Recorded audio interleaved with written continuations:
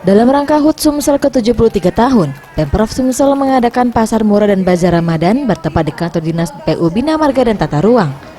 Pasar murah yang menghadirkan lebih dari 50 stand menjual sembako, pakaian dan produk UMKM. Herman Deru, Gubernur Sumsel, mengatakan, dengan adanya pasar murah ini dapat menjadi wadah silaturahmi bersama masyarakat selama bulan puasa. Dirinya meminta agar produk yang dijual di bawah harga pasaran karena biasanya harga kebutuhan pokok mulai merangkak naik selama puasa.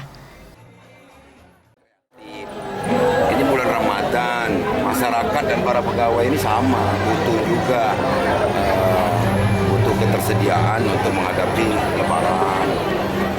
Maka saya mengapresiasi lah kerja dinas-dinas ini, gabungan dinas, buat bazar-bazar seperti ini.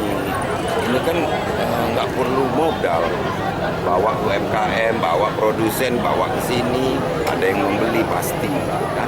Cuma harganya kalau bisa karena ini kesempatannya sewaktu-waktu temporer, maka saya minta harganya harga dasar saja. Artinya jangan sama dengan di pasar. Kalau sama di pasar ya mending ke pasar aja.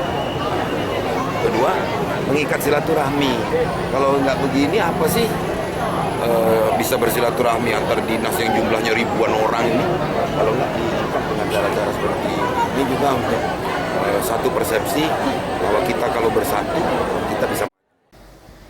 Dirinya menghimbau stabilitas bahan pokok selama puasa harus tetap terjaga karena Pemprov memastikan stok bahan pokok aman sampai dengan Lebaran. Tim Liputan Sriwijaya TV.